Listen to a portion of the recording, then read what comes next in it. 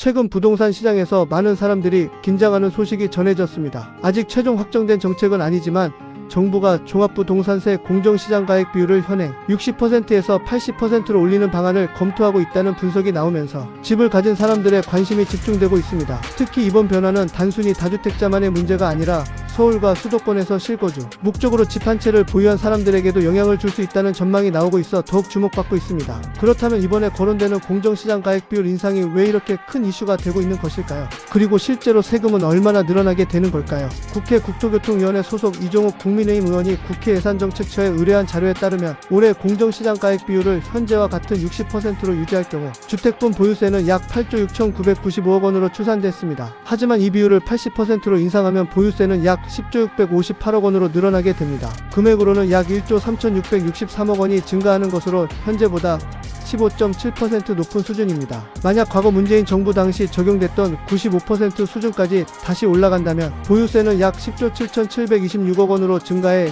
현재보다 23.8%나 늘어날 것으로 전망됐습니다. 여기서 많은 분들이 궁금해하는 것이 있습니다. 공정시장가액 비율이 도대체 무엇이길래 이렇게 세금 차이가 크게 발생하는 것일까요? 공정시장가액 비율은 공시가격 전체에 세금을 부과하는 것이 아니라 일정 비율만 과세표준으로 인정하는 제도입니다. 다시 말해 이 비율이 높아질수록 세금을 계산하는 기준 금액 자체가 커지기 때문에 종합부동산세도 함께 증가하게 됩니다. 특히 이 제도는 국회 입법 없이 시행령 개정만으로도 조정이 가능하기 때문에 정부가 비교적 빠르게 활용할 수 있는 세제 정책으로 평가받고 있습니다. 이번 전망이 더욱 관심을 받는 이유는 최근 서울 아파트 가격이 크게 상승했기 때문입니다. 지난 5월 기준 서울 아파트 평균 매매 가격은 약 13억 4,543만 원으로 집계됐습니다. 불과 몇 년 전만 해도 종부세와 거리가 멀었던 실거주자들도 집값 상승으로 인해 과세 대상에 포함될 가능성이 커지고 있습니다. 즉 집을 여러 채 보유하지 않았더라도 공시가격 상승과 공정시장가액 비율 인상이 동시에 이뤄질 경우 예상보다 훨씬 많은 세금을 부담할 수 있다는 의미입니다. 실제로 납세자 개인이 부담하는 금액도 크게 달라질 것으로 분석됐습니다.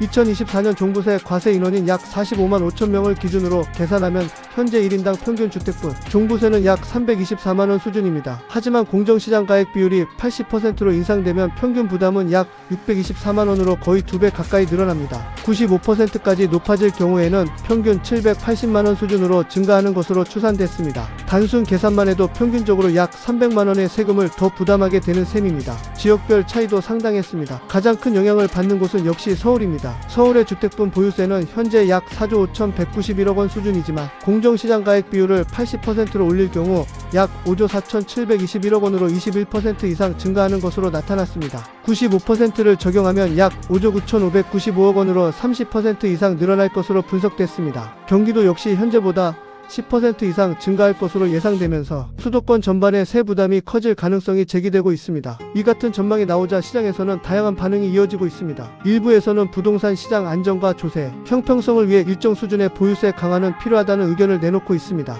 부동산 가격 상승으로 큰 자산 이익을 얻은 만큼 이에 맞는 세금을 부담하는 것이 맞다는 주장입니다. 반면 다른 한편에서는 경기 침체와 고금리, 생활비 상승으로 가계 부담이 커진 상황에서 세금까지 크게 늘어나면 실수요자와 은퇴자들의 부담이 지나치게 커질 수 있다는 우려도 적지 않습니다. 특히 많은 전문가들은 임대시장에 미칠 영향도 주목하고 있습니다. 집주인의 보유세 부담이 커질 경우 일부는 이를 전세나 월세 인상으로 돌릴 가능성이 있다는 것입니다. 결국 세금 인상이 집주인만의 부담으로 끝나는 것이 아니라 세입자들의 주거비 상승으로 이어질 수 있다는 우려가 계속 제기되고 있습니다. 실제로 과거 보유세 강화 시기에도 일부 지역에서는 임대료 상승 논란이 발생했던 사례가 있었기 때문에 이번에도 비슷한 흐름이 나타날 가능성을 배제할 수 없습니다. 반대로 일각에서는 보유세 강화가 다주택자의 매물을 시장에 내놓게 만들어 공급 확대 효과를 가져올 수 있다는 기대도 있습니다. 다만 이러한 효과가 실제로 나타나기 위해서는 금리와 대출, 공급 정책 등 여러 조건이 함께 맞물려야 한다는 분석도 나오고 있습니다. 단순히 세금만 높인다고 집값이 안정된다고 단정하기는 어렵다는 의미입니다. 현재 가장 중요한 점은 아직 정책이 최종 확정된 것은 아니라는 사실입니다.